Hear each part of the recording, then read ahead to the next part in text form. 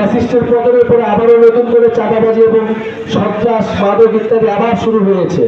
আমরা একসাথে কাঁধে কাঁধ মিলিয়ে লড়াই করছি, স্বৈরাচারী সরকারকে হটাইছি।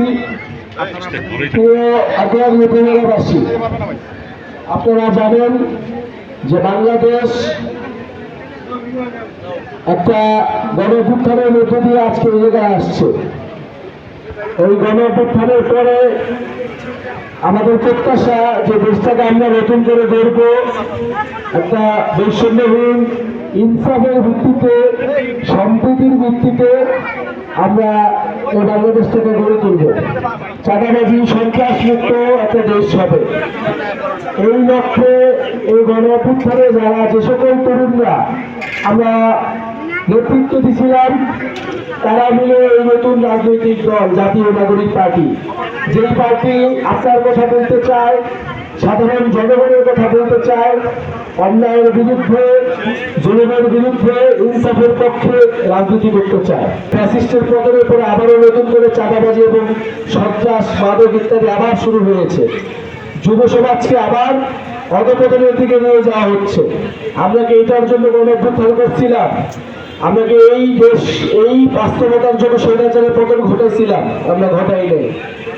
আমরা চাই যে বাংলাদেশের প্রত্যেকটি উপজেলা, শুধু আটোয়ারী নয়, প্রত্যেকটি উপজেলায় আমরা সন্ত্রাস মুক্ত, চাঁদাবাজ মুক্ত একটা এলাকা গড়ে তুলব।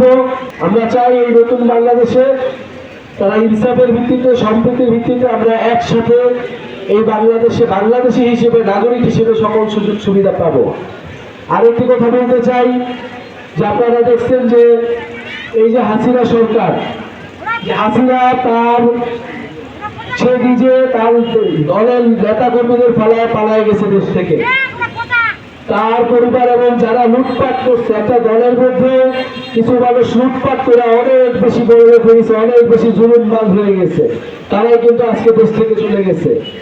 তাদের সকল নেতা কর্মীকে তারা বিপদে ফেলায় দেশ থেকে চলে গেছে। এইটা কোনো দলের নেতা হইতে পারে না।